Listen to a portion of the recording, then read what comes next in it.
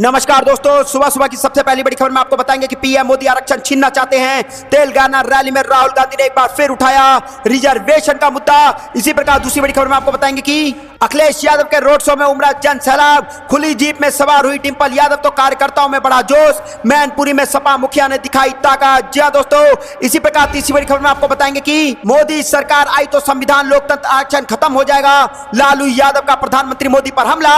इसी प्रकार चौथी बड़ी खबर में आपको बताएंगे कि देश की राजनीति को ठीक करने के लिए नया पीएम चुनने का समय आ गया है। प्रियंका गांधी ने वोट रोसी की बड़ी अपील। इसी प्रकार पांचवी बड़ी खबर में आपको बताएंगे कि राहुल गांधी की तरह दक्षिणी भारत से भी चुनाव क्यों नहीं लड़ते पीएम मोदी। पवन खेरा ने दे डाली चुनौती। जी हां दोस्तों, यहां पर कांग्रेस पार्टी के यहां पर जो है पवन खेरा, उन्होंने साफ साफ मोदी सरकार को चुनौती दे दिया कि अगर मोदी जी में हिम्मत है तो 10 चीजें चुनाव लड़के दिखाएं, कांग्रेस पार्टी उन्हें हरा के दिखा देगी। तो दोस्तों, आपको क्या लगता है कि दक्षिण से भी प्रधानमंत्री मोदी को चुनाव लड़के देख लेना चाहिए? पता लग जाएगा वो कितने पानी में है और कितने समुद्र में। आपको जो भी लगता है कमेंट जरूर बताएगा। वीडियो को लाइक, चैनल को सब्सक्राइब करके रख लीजिए और कमेंट में जय हिंद जरूर लिखिएगा। रुक करते हैं पहली खबर की तरफ। पीएम मोदी आरक्षण छीनना चाहते हैं। तेलंगाना रैली में राहुल गांधी ने एक बार फिर उठाया रिजर्वेशन का मुद्दा। जी हां दोस्तों, इस वक्त की सबसे बड़ी खबर आ रही है कि भाजपा पर हमला बोलते हुए कांग्रेस नेता राहुल गांधी ने आरोप लगाया कि प्रधानमंत्री मोदी आरक्षण के खिलाफ हैं और लोगों से आरक्षण छीनना चाहते हैं। तेलंगाना में आदिलाबाद लोकसभा क्षेत्र के अंतर्गत निर्माण में एक चुनावी रैली को संबोधित करते हुए उन्होंने दावा किया कि चल रहे आम चुनाव को दो विचारधाराओं के बीच हो रहे, जिसमें कांग्रेस संविधान की रक्षा करने की कोशिश कर रही है, जबकि भाजपा जो है वो यहां पर संविधान को खत्म करने का काम कर रही है। जी हां दोस्तों, यहां पर राहुल गांधी ने बुरी तरीके से घेर लिया भाजपा सरकार को और आरएसएस को और साफ साफ कह दिया है कि लोकसभा का जो चुनाव हो रहा है वो दो विचारधारा का चुनाव है। एक विचारधारा जो संविधान को बचाने का काम कर रही है, लोकतंत्र को बचाने का काम कर रही है, वहीं दूसरी विचारधारा जो पूंजीपति लोगों के लिए काम कर रही है, लोकतंत्र को खत्म करने का काम कर रही है, संविधान को बदलने का काम कर रही है। तो दोस्तों, कांग्रेस नेता ने कहा कि नरेंद्र मोदी जी आरक्षण के खिलाफ हैं, वो आपसे आरक्षण छीनना चाहते हैं। देश के सामने सबसे बड़ा मुद्दा आरक्षण को 50% तक बढ़ाना है। उन्होंने कहा कि कांग्रेस अपने घोषणा पत्र में वादा किया है कि अगर पार्टी केंद्र में सरकार बनाती है तो वह 50% की सीमा को तोड़ देगी और कोटा 50% से अधिक बढ़ा देगी। उन्होंने दावा किया कि भाजपा नेता भी आरक्षण खत्म करना चाहते हैं। तो दोस्तों, यहाँ पर इंडिया गठबंधन यह कहे कि कांग्रेस पार्टी ने साफ साफ बोला है कि अब की बार अगर इंडिया गठबंधन की केंद्र में सरकार बनती है तो 50% से ज्यादा जो है वो आरक्षण प्रदान किया जाएगा और 50% के लिमिट को खत्म करके 50% से अधिक आरक्षण को देने की कोशिश करेगी इंडिया गठबंधन। वहीं दूसरी तरफ जो भाजपा है वो यहाँ पर रिजर्वेशन यानी कि आरक्षण को खत्म करने की बात कर रही है। तो दोस्तों, आपको क्या लगता है कि आरक्षण खत्म करना चाहिए, हाँ या ना, या उसको बढ़ा देना चाहिए? आपको जो भी लगता है कमेंट जरूर बताएगा। वीडियो को लाइक जरूर करिएगा। रुक करते हैं अगली खबर की तरफ। अखिलेश ने रोड शो में उमड़ा जन सैलाब। खुली जीप में सवार हुए डिंपल यादव तो कार्यकर्ताओं में बड़ा जोश। मैनपुरी में सपा मुखिया ने दिखाई ताकत। जी हां दोस्तों, इस वक्त की सबसे बड़ी खबर आ रही है कि मैनपुरी लोकसभा क्षेत्र के चुनावी युद्ध में सपा मुखिया अखिलेश यादव ने जबरदस्त ताकत दिखाई है। उन्होंने रोड शो में हजारों समर्थकों का सैलाब उमड़ आ रहा है और सैकड़ों वाहन की मौजूदगी से रोड शो और विस्तार पाता रहा है। तो दोस्तों, शहर के रास्ते मानो सपा के झंडों से पट गए हैं और सड़कों पर रास्ते, छतों पर होता फूलों की वर्षा और कार्यकर्ताओं का जोश देख अखिलेश यादव और डिंपल यादव भी उत्साह में डूबे नजर आए। रोड शो के अंत में सपा मुखिया ने डिंपल यादव को भारी मतों से जिताने का भी यहां पर अपील किया। तो दोस्तों, यहां पर मैनपुरी से बड़ी खबर आ रही है और मैनपुरी में अखिलेश यादव और डिंपल यादव को देखने के लिए भारी भीड़ उमड़ पड़ी है और इस भीड़ से जो है भाजपा को लग सकता है बड़ा झटका, क्योंकि अगर ये वोट में तब्दील हो जाता है तो मैनपुरी से डिंपल यादव को यहां पर जीतने से कोई नहीं रोक पाएगा। तो दोस्तों, हम आपको पता चले कि मैनपुरी लोकसभा सीट पर पार्टी प्रत्याशी डिंपल यादव को रिकॉर्ड जीत दिलाने के दावे के साथ सपा मुखिया अखिलेश यादव पूरी ताकत झोंक रहे हैं। शुक्रवार को उन्होंने किसनी और बरनाहा में जनसभा की थी और शनिवार को कुरहावी में जनसभा के बाद अखिलेश यादव ने मैनपुरी में रोड शो किया और रोड शो को बेरोजगार बारात यात्रा का नाम दिया गया था। शो की शुरुआत 6:30 बजे हुई। तुरंत शाम 4 बजे से ईशान नदी पुल पर सपा कार्यकर्ताओं की भीड़ एकत्रित होना शुरू हो गया था और रोड शो शुरू होते होते हजारों की भीड़ और सैकड़ों वाहन का काफिला जुट चुका था। तो दोस्तों यहाँ पर अखिलेश यादव ने मैनपुरी में किया एक कार्यक्रम और यहाँ पर भारी भीड़ देखने को मिली है और छतों से फूलों की वर्षा की गई, जिसको देख करके भाजपा की उठ सकती है नींद और भाजपा को लग सकता है बड़ा झटका। आपको जो भी कुछ लगता है दोस्तों कमेंट जरूर बताइएगा, वीडियो को लाइक जरूर करिएगा। रुक करता है अगली खबर की तरफ। मोदी सरकार आई तो संविधान लोकतंत्र आरक्षण को खत्म कर देगी, लालू प्रसाद यादव का प्रधानमंत्री मोदी पर हमला। जी हाँ दोस्तों, इस वक्त की सबसे बड़ी खबर आ रही है कि लोकसभा चुनाव के चलते बिहार का सियासी पारा चढ़ा हुआ है। राजनीतिक पार्टी एक दूसरे पर जमकर प्रहार कर रही है। इसी बीच बिहार के पूर्व मुख्यमंत्री और राजद अध्यक्ष लालू प्रसाद यादव ने रविवार को सोशल मीडिया प्लेटफॉर्म एक्स पर पोस्ट करते हुए प्रधानमंत्री नरेंद्र मोदी पर हमला बोला है। लालू प्रसाद यादव ने एक्स पर लिखा, यह चुनावी मरने का नहीं जिंदा रहने की लड़ाई का चुनाव है। उन्होंने आगे लिखा कि देश की 140 करोड़ जनता गंभीरता से यह सोच रही है कि मोदी सरकार आई तो संविधान खत्म कर देगी, मोदी सरकार आई तो लोकतंत्र खत्म कर देगी, मोदी सरकार आई तो आरक्षण समाप्त कर देगी, मोदी सरकार आई तो युवा बिना नौकरी मर जाएंगे, मोदी सरकार आई तो नौजवान बिना रोजगार मर जाएंगे, मोदी सरकार आई तो आम आदमी महंगाई से मर जाएगा, मोदी सरकार आई तो पुलिस और अर्धसैनिक बलों में भी अग्निवीर लागू कर देंगे, मोदी सरकार आई तो किसान अपने अधिकार मांगते मांगते मर जाएंगे, मोदी सरकार आई तो इससे वर्षों से अधिक नफरत एवं विभाजन और अधिक बढ़ जाएगा, मोदी सरकार आई तो वर्षों में बर्बाद संविधान संस्थाओं की बची खुची यहाँ पर जो है साख उसको भी खत्म कर दिया जाएगा।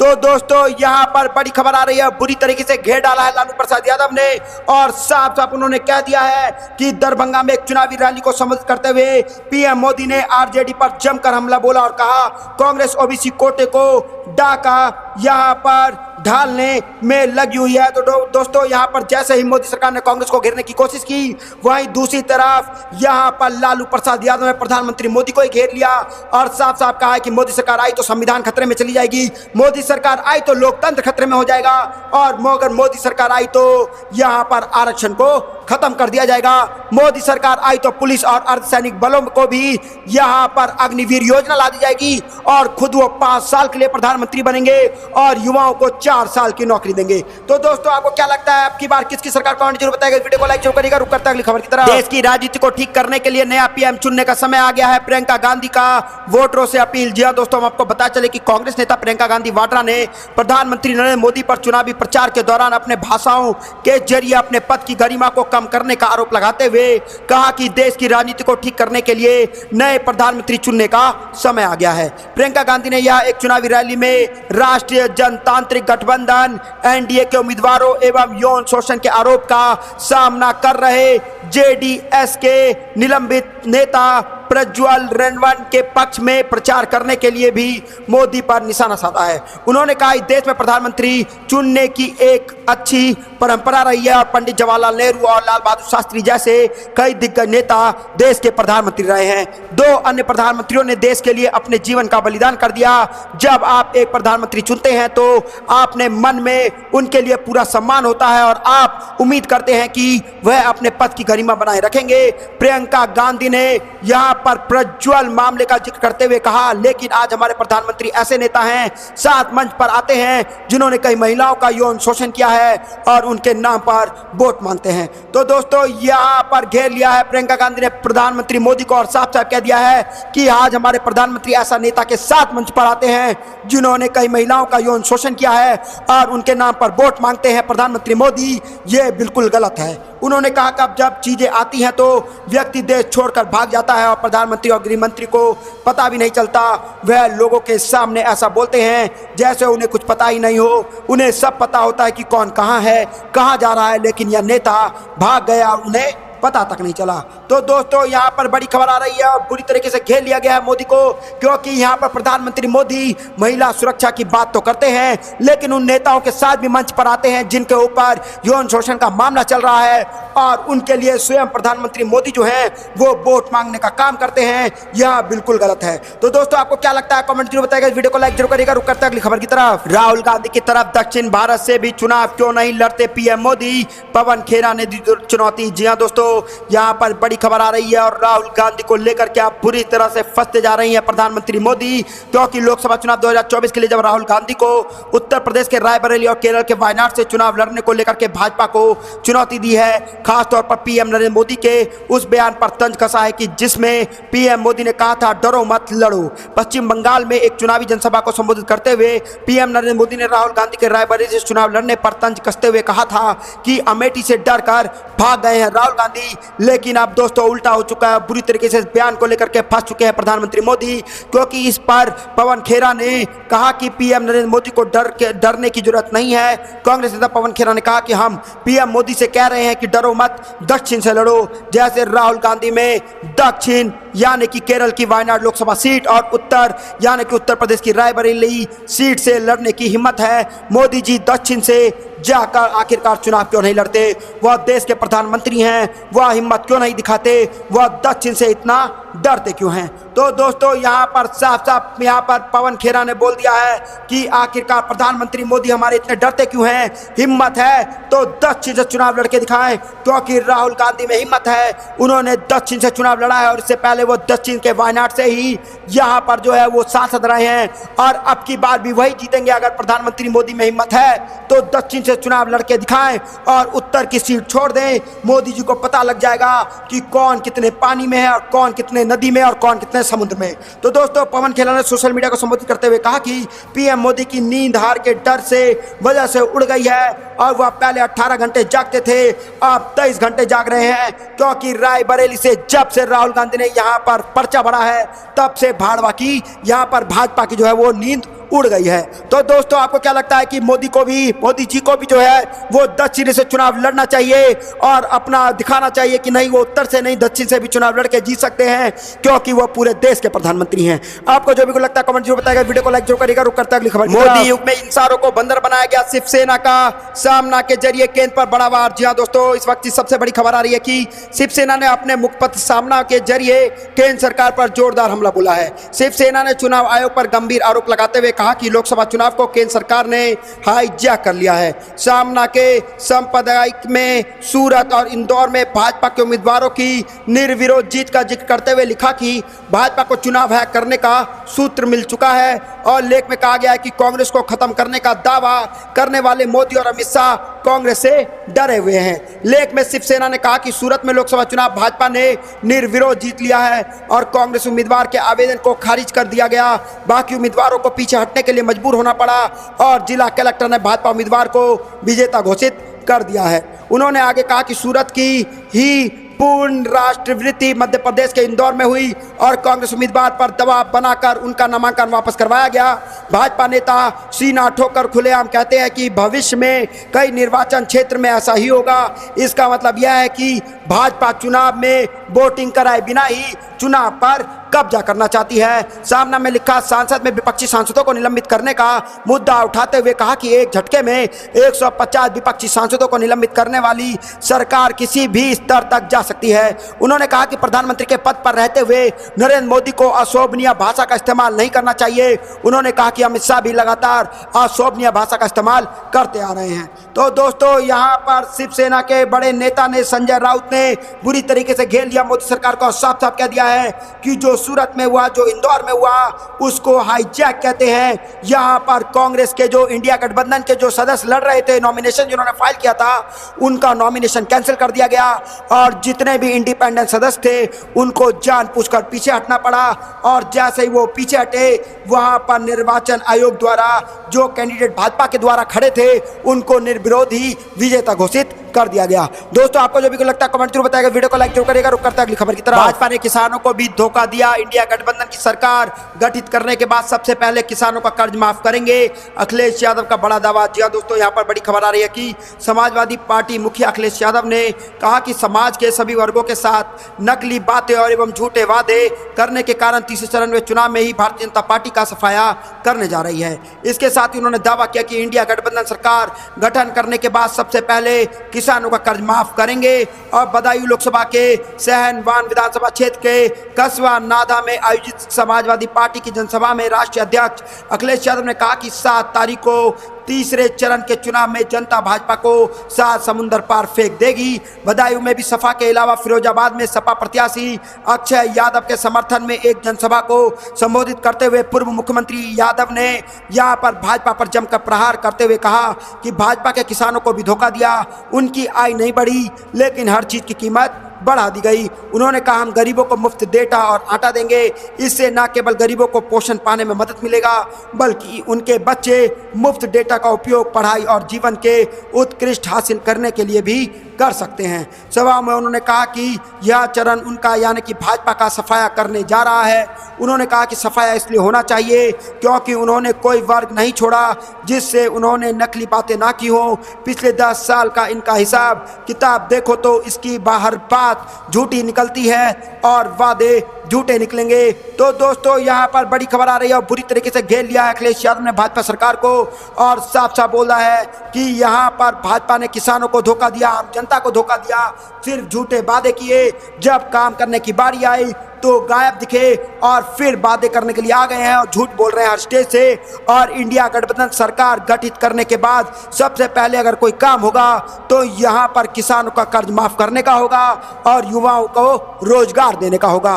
तो दोस्तों आपको क्या लगता है आपकी बार किसकी सरकार? कमेंट जरूर बताइएगा, वीडियो को लाइक जो करेगा। रुक करता है अगली खबर की तरफ। देश की सबसे बड़ी बेशर्मी पार्टी है भाजपा, सभी भ्रष्टाचारी को अपने साथ मिला लिया, बोले संजय सिंह। जी हाँ दोस्तों, इस वक्त की सबसे बड़ी खबर आ रही है कि लोकसभा चुनाव के बीच आम आदमी पार्टी के नेता राज्यसभा सांसद संजय सिंह ने भारतीय जनता पार्टी पर जमकर निशाना साधा है। उन्होंने कहा कि भाजपा देश की सबसे बड़ी बेशरम पार्टी है, देश के सारे भ्रष्टाचारी और घोटालेबाजों को उन्होंने अपने साथ ले लिया है। संजय सिंह ने कहा कि यह दिखता है कि बीजेपी और प्रधानमंत्री नरेंद्र मोदी को भ्रष्टाचार से नहीं बल्कि भ्रष्टाचार से लड़ने वाले लोगों से दिक्कत है। उन्होंने कहा कि भाजपा की रुचि भ्रष्ट को ठीक करने में नहीं बल्कि भ्रष्ट को अपनी पार्टी में लाने में है। संजय सिंह ने हमला करते हुए कहा कि भाजपा ने यहां पर बेशर्मी की सारी हदें पार कर दी हैं। उन्होंने कहा कि बीजेपी ने एक एक करके सारे भ्रष्टाचारी को अपने साथ मिला लिया है। उन्होंने नाम गिनाते हुए कहा कि अजीत पवार, अशोक चौहान, हेमंत विश्व शर्मा और समेत कई बड़े भ्रष्टाचारियों को अपने साथ मिलाने के बाद उन सब के पाप जो है वो धुल चुके हैं क्योंकि भाजपा जो है वो एक बहुत बड़ी वॉशिंग मशीन है। बता दें कि लोकसभा चुनाव शुरू हो गया है और 2 चरणों के मतदान संपन्न हो चुके हैं। इसी बार कुल 7 चरणों में मतदान होगा, वहीं अब तीसरे चरणों का मतदान बाकी है और तीसरे चरण मतदान यानी कि 7 मई को होगा और यहाँ पे होने जा रहा है बड़ा खेल। और इसी को लेकर के अब छठे चरण में यहाँ पर दिल्ली में मतदान होगा और दिल्ली में मतदान को देखते हुए संजय सिंह ने साफ साफ भाजपा को घेर लिया है और साफ साफ बोल दिया है कि देश में सबसे अगर बड़ी बेशर्म पार्टी है तो वो सिर्फ एक पार्टी है, भाजपा पार्टी है। उनको भ्रष्टाचार से कोई दिक्कत नहीं है, सभी भ्रष्टाचारियों को अपने साथ मिलाना चाहते हैं और एकजुट होकर के पूरे देश को बेचने का यहाँ पर वो काम कर रहे हैं। तो दोस्तों आपको भी लगता है कि यहाँ पे एनडीए कहें कि भाजपा सरकार जो है वो देश बेचने का काम कर रही है और इलेक्टोरल बॉन्ड के मुद्दे पर भी बुरी तरीके से फंस गई है और यहाँ पे साफ देखा जा सकता है कि कौन सही छवि का नेता है, कौन खराब छवि का नेता है। तो दोस्तों आपको क्या लगता है लोकसभा 2024 में क्या होने जा रहा है? कमेंट जरूर बताइएगा, वीडियो को लाइक जो करेगा। रुक करते हैं अगली खबर की तरफ। मोदी सरकार के दिन अब गिने चुने, राजगढ़ में गरजे सचिन पायलट। जी हाँ दोस्तों, इस वक्त की सबसे बड़ी खबर आ रही है कि कांग्रेस के वरिष्ठ नेता सचिन पायलट ने कहा कि पूरे देश में बदलाव की लहर है और नरेंद्र मोदी सरकार के दिन अब गिनती के रह गए हैं। मध्य प्रदेश के राजगढ़ जिले में चुनावी रैली को संबोधित करते हुए उन्होंने कहा कि केंद्र सरकार विपक्ष के खिलाफ प्रतिशोध की राजनीति का सहारा ले रही है। और दोस्तों कांग्रेस नेता दिग्विजय सिंह के लिए चुनाव प्रचार करने आए पायलट ने कहा कि भाजपा के दिन अब गिने चुने रह गए हैं क्योंकि केरल से लेकर के उधमपुर तक पूरे देश में परिवर्तन की लहर चल रही है। पहले भाजपा 400 पार की यहाँ पर बातें कर रही थी लेकिन अब चुप हो गई है क्योंकि उसे पता है कि वह मुश्किल स्थिति में है। राजस्थान के पूर्व उप मुख्यमंत्री ने कहा कि केंद्र सरकार ने पिछले 10 वर्षों में अपने वादे पूरे नहीं किए और महंगाई, बेरोजगारी, कृषि संकट, काला धन और भ्रष्टाचार जैसे मुद्दों से निपटने में विफल रहे हैं। उन्होंने दावा किया कि वह प्रतिशोध की राजनीति कर रहे हैं। 2 मुख्यमंत्री जेल में हैं और कांग्रेस के बैंक खाते फ्रीज कर दिए गए। उन्होंने देश भर में डर का माहौल पैदा कर दिया है। लोगों की आवाज को दबाने के लिए एक दिन में 147 सांसदों को निलंबित कर दिया गया और उनके बाद विधेयक पारित कर दिया गया। तो दोस्तों यहाँ पर सचिन पायलट ने बुरी तरीके से घेर लिया है मोदी सरकार को और साफ साफ कह दिया है कि गिने चुने दिन रह गए हैं भाजपा के, क्योंकि भाजपा ने जब महिला सुरक्षा की बात की थी, आखिर वो महिला सुरक्षा कहाँ है? क्योंकि जो यहाँ पर आरोपी हैं उनके लिए ही वोट मांगने का काम कर रहे हैं मोदी जी। वहीं दूसरी तरफ किसान के एमएसपी की बात की थी, आखिरकार वो एमएसपी कहाँ है? तीसरी तरफ रोजगार की बात की थी, दोस्तों वो रोजगार कहाँ है? चौथी तरफ महंगाई की बात की थी, तो दोस्तों हम आपको बता चले कि महंगाई अपने चरम सीमा पर है। तो दोस्तों आपको क्या लगता है कि आपकी बार क्या क्या मुद्दे रहने वाले हैं और क्या नरेंद्र मोदी इन मुद्दों को भुना पाएंगे या फिर इंडिया गठबंधन जो है वो महंगाई और बेरोजगारी पर खेल कर जाएगा और भाजपा सरकार देखती रह जाएगी?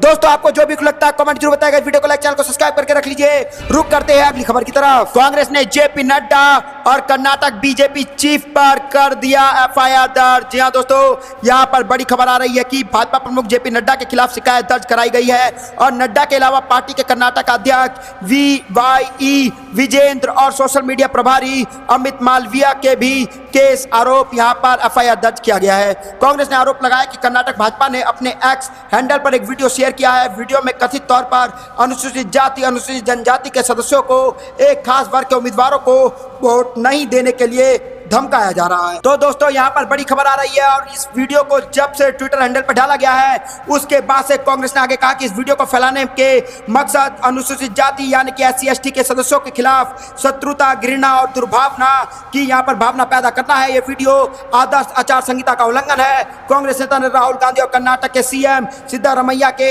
एनिमेटिव वीडियो को इन दिखाने का प्रयास किया जा रहा है और यह वह खास धर्म विशेष का पक्ष ले रहे हैं, साथ ही SC/ST और ओबीसी समुदाय के सदस्यों का दमन करती है। तो दोस्तों यहाँ पर बुरी तरीके से गिर गई है भाजपा और जेपी नड्डा पर कर दिया गया एफआईआर दर्ज और कांग्रेस पार्टी द्वारा ये काम किया गया है और इस पर जल्द से जल्द इलेक्शन कमीशन एक्शन ले सकती है।